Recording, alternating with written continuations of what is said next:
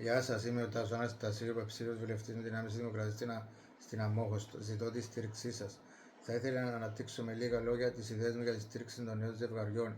Αγαπητοί φίλοι και φίλες, Αμμοχωστιανοί και Αμμοχωστιανές, πρόσφυγες και μη πρόσφυγες της επαρχίας Αμμοχώστου, στην Κύπρο σήμερα τα νεαρά ζευγάρια βρίσκονται αντιμέτωπα με μια διπλή πίεση. Το υψηλό κόστος στέγασης και την αβεβαιότητα για το μέλλον της οικογένειας. Η πολιτεία οφείλει να στηρίξει έμπρακτα τα νέα παντρεμένα ζευγάρια με ουσιαστική στεγαστική πολιτική, χαμηλό το καδάνιο, επιδότηση πρώτης κατοικίας και αξιοποίηση κρατικής γης. Κατοικία δεν μπορεί να είναι προνόμιο. Είναι προϋπόθεση οικογενειακού προγραμματισμού.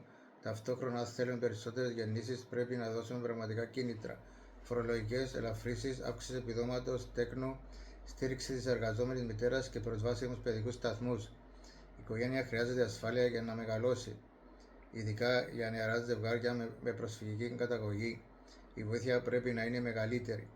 Επαιδείοντας τις στέκες στην οικογένεια σημαίνει ότι επαιδείουμε στο μέλλον της Κύπρου. Σε μια χώρα με έντονη δημογραφική πίεση, η στήριξη των νέων ζευγαριών δεν είναι επιλογή, αλλά αναγκαιότητα. Ελάτε μαζί μου να τα διεκδικήσουμε. Σας ευχαριστώ πάρα πολύ για τη στήριξη και την εμπιστοσύνη που έχετε στο πρόσωπό μου.